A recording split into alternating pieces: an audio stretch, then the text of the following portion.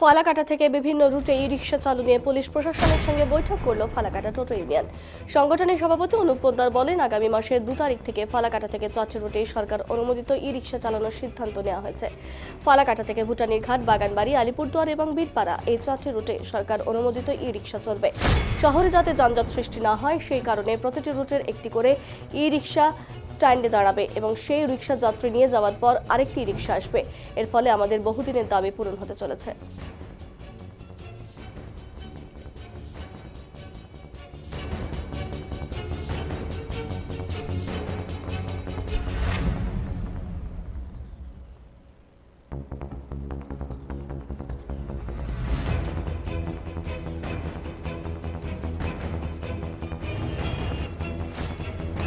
আমরা ফালাকাটা টোটো ইউনিয়নের পক্ষ থেকে আমরা বহুত দিন থেকে একটা দাবি ছিল যে আমাদের বিভিন্ন জায়গায় রোডের সামনে টোটো চলাচল করার দাবি।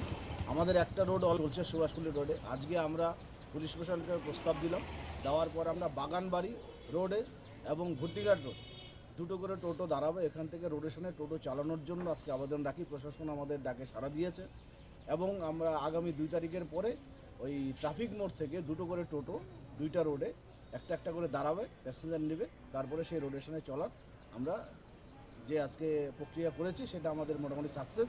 আমরা 2 তারিখের পর থেকে করব এবং পাশাপাশি যেটা ই রিক্সা আছে সাদা নীল, সেটাও ওরা কোনো স্ট্যান্ড পাচ্ছে না।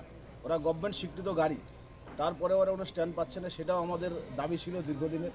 এখানে রতনদা আমার ভাইস প্রেসিডেন্ট আছে, উনি অনেক এই ব্যাপারটা নিয়ে আন্দোলন করেছে। প্রবীর আছে, প্রশান্ত আছে। তো সেই জায়গার থেকে আজকে আমরা পুলিশ প্রশাসনের সঙ্গে এটাও কথা বলে যে সাদা নীল টোটো যেটা ই রিক্সা, যেটা গভর্নমেন্ট অনুমোদিত, সেটারও একটা ব্যবস্থা আমরা করতে পেরেছি। বীরপাড়া রোড এবং আলিপুর রোড সেই রোডে চলাচল করার একটা সিদ্ধান্ত আমরা নিয়েছি। সেটা আমরা 2 তারিখের পরে হয়তো সেই ই রিক্সাটাও আমরা চালানোর ব্যবস্থা করবো দুটো। আজকে আমরা ফালাকাটা টোটো ইউনিয়নের পক্ষ থেকে